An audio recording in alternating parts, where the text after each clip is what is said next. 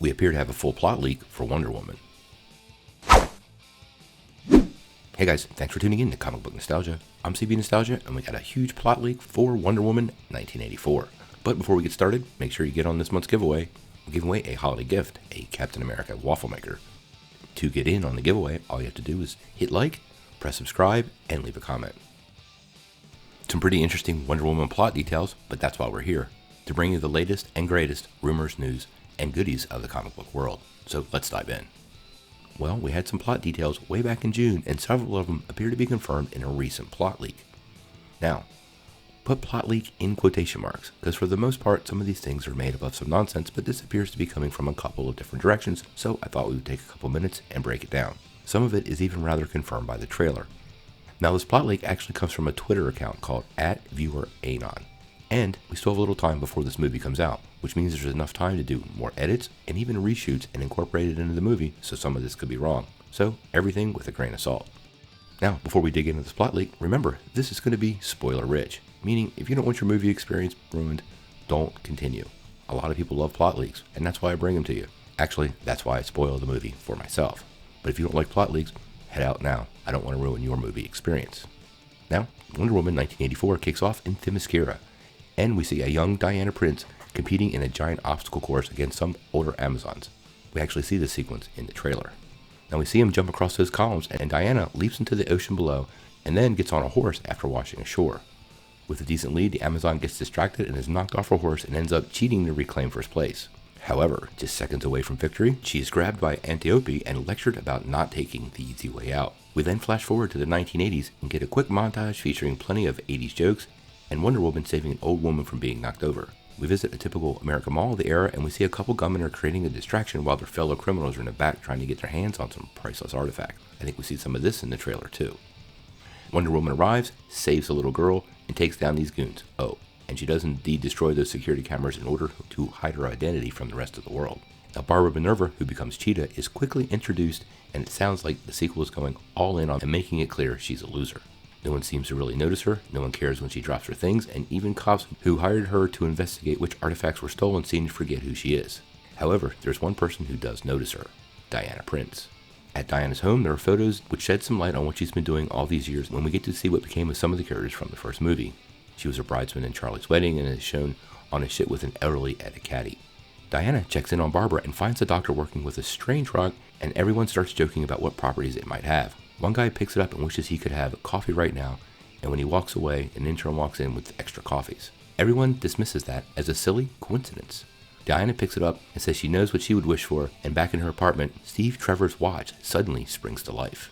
After some scenes with Diana and Barbara, the movie jumps to the next day where Barbara is also shown mulling over what she would wish for. It turns out she would like to be as strong and sexy as Diana.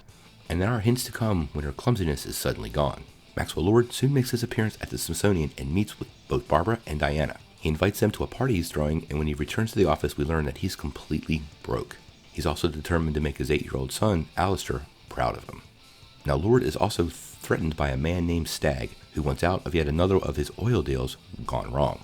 He's getting desperate and seduces Barbara at the party, and we learn why that is when he spots the ancient stone and steals it from behind her back when they kiss.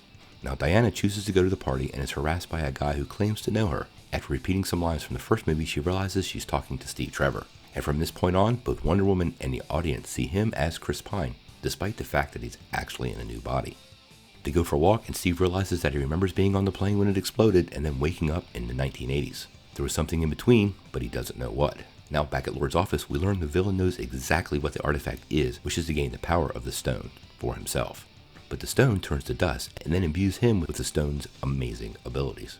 Meanwhile, Steve and Diana have grown yet close again. They also start investigating his return, and after coming face to face with the all-new Barbara, it's revealed that she knows Lord has the stone and that she gave it to him willingly.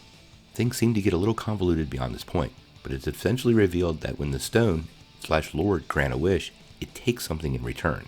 In the case of Stagg, he wishes the wells would start producing oil again, but then ends up being arrested for tax avoidance.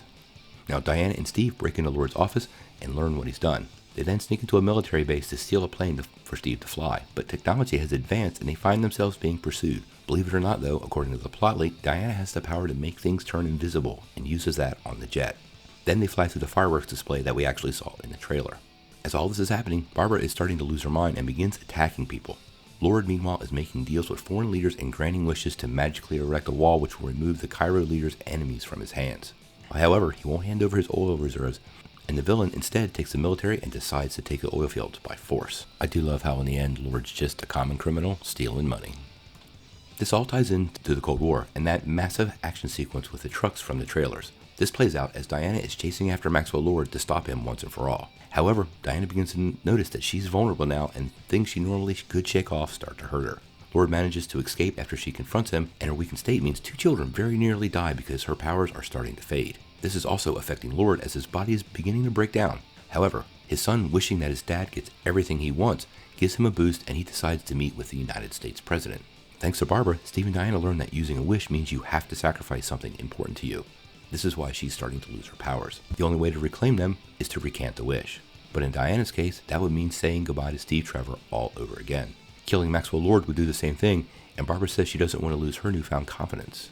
Wonder Woman has been hiding the Golden Eagle armor in her apartment, and it is forged from pieces of her fellow Amazon's armor, and she's hoping it'll protect her from what comes next. In the White House, Lord grants the president's wish for nukes he can use against Russia, but requests his own in return. The villain also sees some designs for a broadcast system he believes can be used to grant powers for a huge amount of people at one time. It's then that Diana and Steve arrive, and he sets the security guards on the duo to slow them down.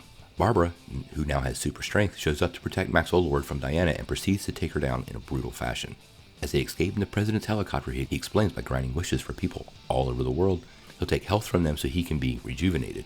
Barbara, meanwhile, wishes to become a true apex predator, and we all know what that's going to mean. Now, a war between America and Russia is about to kick off, thanks to what Maxwell Lord has been doing, and Steve makes it clear to Diana that she needs to sacrifice him in order to save the world. After another emotional goodbye, she leaps into action. Wonder Woman is back. Her armor goes after Lord is now broadcasting to the world, and chaos starts ensuing everywhere, but Lord is becoming more and more powerful. Wonder Woman is then confronted by Cheetah, who is indeed a comic-accurate version of the Catwoman.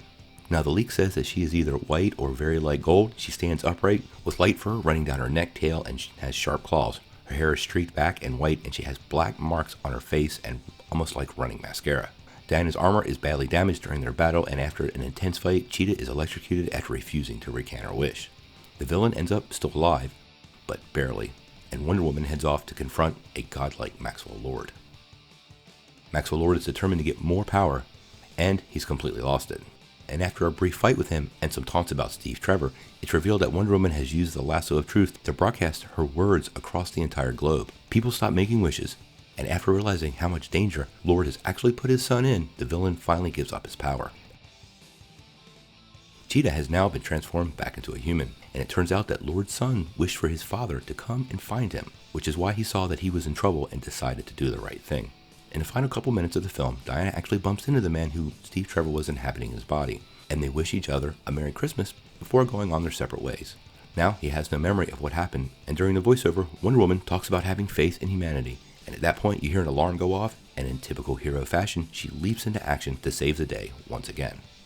Now, this plot leak does sound a lot like the one we had back in June, just more details, and I suspect it's probably pretty accurate. Some test screenings of the movie have happened, and I feel fairly confident based on the trailer we've seen that all this lines up.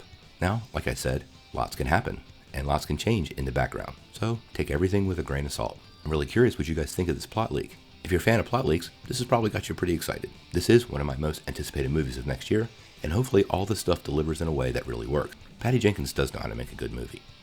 I'm curious on what you guys think, so make sure you sound off in the comments below. If you like this video, make sure you press like, click subscribe, and if you don't ring that bell, you won't get any updates.